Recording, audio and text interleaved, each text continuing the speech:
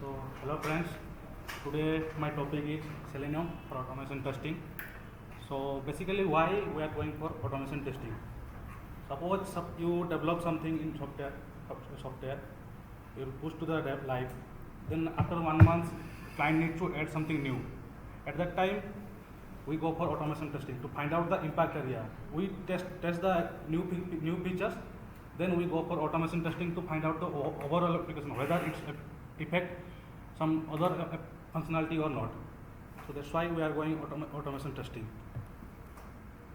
So automation testing Selenium, which is developed by Jason Huggins, which is who's a developer in ThoughtWorks. Then he joined in Google. Then another developer who developed a WebDriver and merged it with Selenium, and then they name it Selenium tool or the Selenium WebDriver. How to start? So Selenium WebDriver is an interface by default all the browser class to implement the WebDriver. So it can directly communicate to all the browser class. So if you want to execute if you want to write some script and want to execute in Firefox, then you can directly do it like with this code WebDriver equal to new Firefox driver. Suppose you want to execute something in Google or IE or Safari, then you have to download the server from the Selenium site and initialize that, then only you can do that. Otherwise, you cannot do it. Because of the Firefox is a default, you can directly execute the script in Firefox driver. So basically, to execute some script, we have to take the help of locators. There are 8 locators available in Selenium WebDriver. That ID, name, XPath, CSS selector, tag name, link test, partial link test, and class name. These are the locators which needs to be find out the web element. So that's why we are using the locators. Find elements is to find the web element which is present in web pages. If you want to find one element, then you can go for find elements. If you want to find out the multiple web element, then you have to go find elements. So basically, if you want to be good automation engineer, you have to be good in finding XPath, because most 50% of automation depends on XPath only. If you are good in that, then you can write the automation test, because every time you want to execute something, you have to find for the element, you have to find out the XPath in that, then only you can execute the test script. So this is what is there are two type of XPath there: absolute XPath and relative XPath. Absolute XPath is where when you inspect with the Firebug tool in any element, it will show you a HTML code, which is called absolute XPath. But why we are using relative XPath? Because suppose you use the absolute XPath today, but after tomorrow the location the web element changes its location. Then it will identify the web element and it will return no such element exception. When Selenium don't find the web element, then it will throw an exception which is called no such element exception. So that's why we are going every time relative XPath. So if the location changes or not changes, it will always find out the element whether it's there or not. If they are in page with the web element, it will find out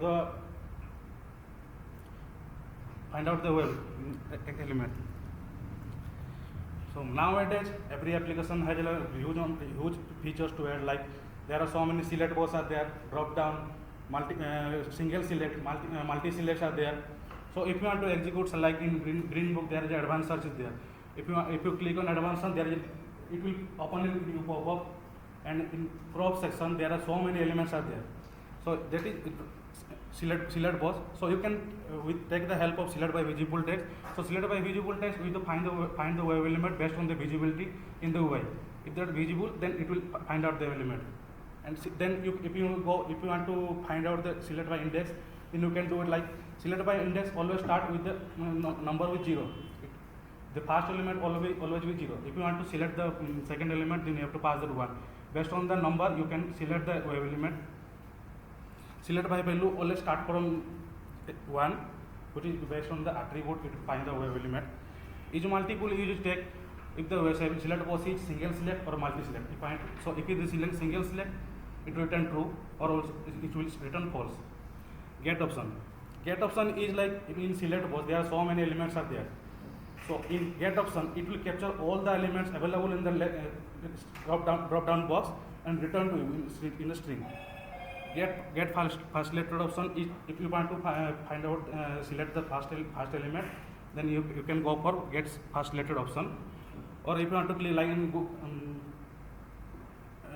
Gmail, if there is a checkbox there, checkbox is there.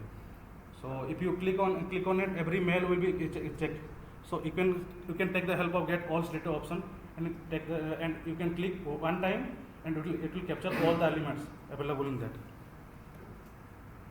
So basically while executing some test script, so sometimes we need to wait something. Like after I click on the drop down box, there are elements will come. If you then if you want to find out some element in that drop down box, I need some wait so that the drop down will appear so I can find out the web elements. So that's why these are the three waits which normally we are using most of the time. So normal wait, in normal wait it will check for the element every time till it will not find out the web element. Implicitly wait, it will check for the web element while page get downloading. If we give some 20 seconds of time, if it find the web element within 10 seconds, it release the control to the next line of code instead of waiting overall 10 seconds. And explicitly while sometimes the elements are changes ID also. So in that case, explicitly wait normally we use for to find out the dynamic web element. If the element is dynamic, then we go for explicitly wait. So what happened? This is in by.xpath we pass that xpath for the web element. So what happened while executing the every 500 millisecond it will try to hit the element and find out. If there's within 20 seconds it will try every 500 millisecond it will hit again and again. If the any time it will find out that, then it will release the next line of code and click on it. Action class. So like for example in Flipkart there are so many categories there like electronics, men's, women's, kids like that.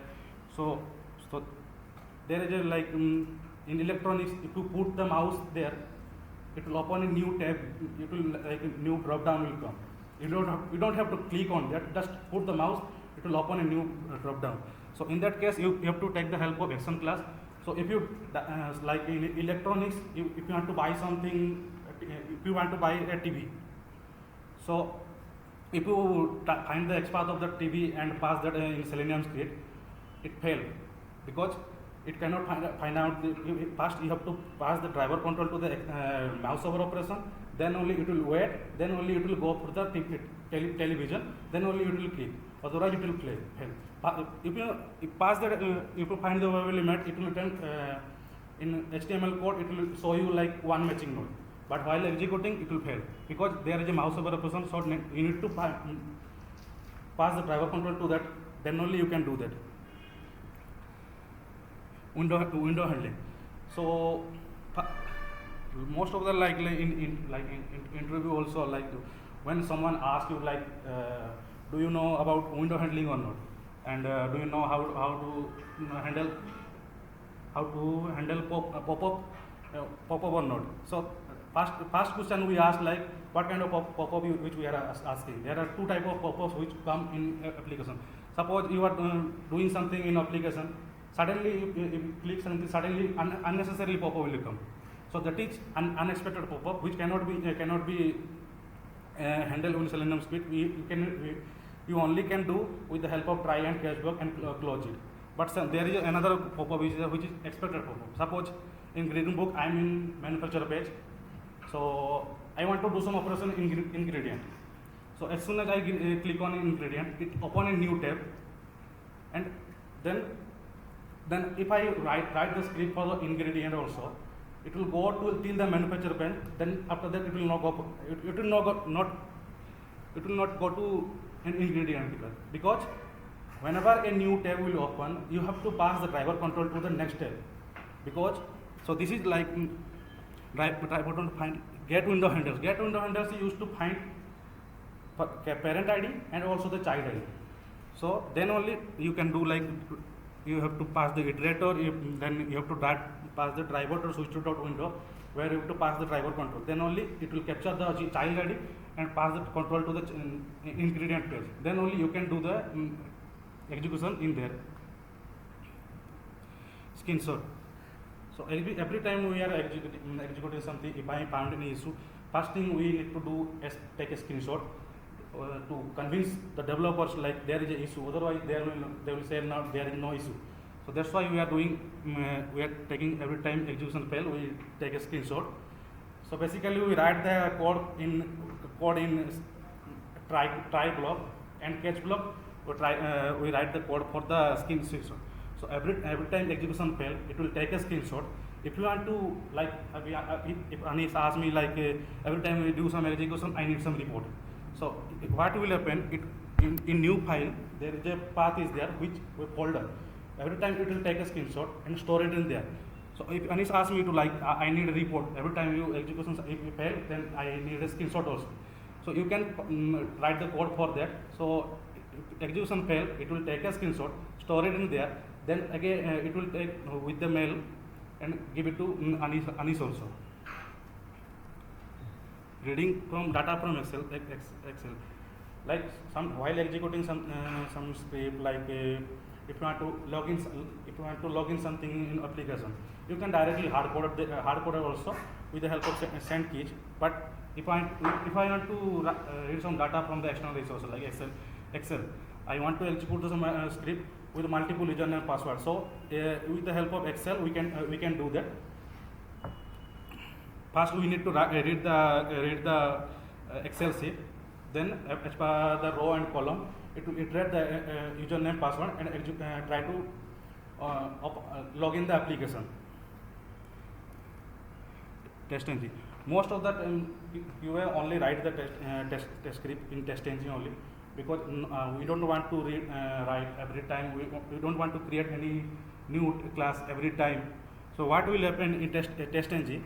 Before there are so many annotations are there which make it functional better. It will minimize the code. So what will happen? I can show you here. Code.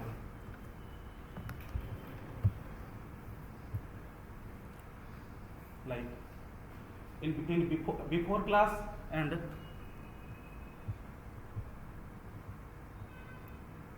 before class and after class, execute only once for the whole code. So before class will execute before the first test case will run, and after class will execute after all the test cases will run. So these are the test cases like priority 1, priority 2, priority 3, priority 4. These are all the test cases which written in before class. So whatever the execution flow will be, before class I open the Firefox browser, go to green book. In before method, it will execute every time for every test cases. Like first before it will open a browser, then before method will execute.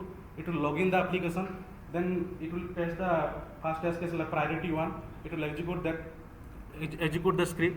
Then after method will execute. It will log out the application. Then again it will go before method. Again it will log in the application. Based on the priority, it will execute the second test cases. Then again it will go and execute after method.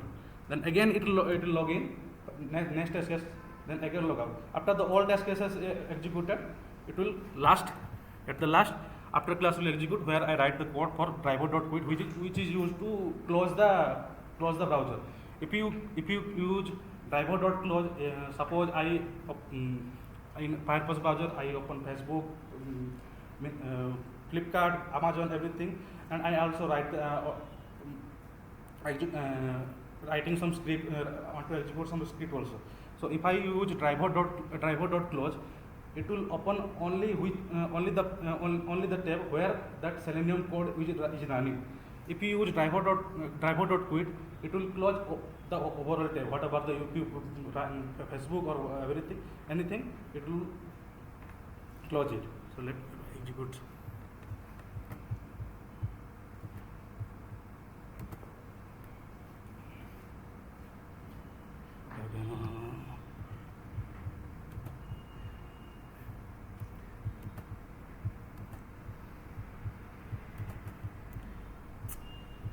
need some new another test case.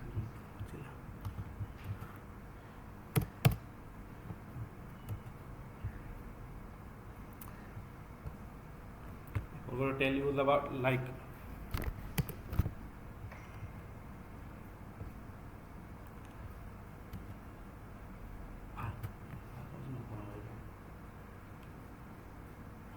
so if you want to execute some if you want to execute in latest version of browser, you need latest version of Selenium WebDriver.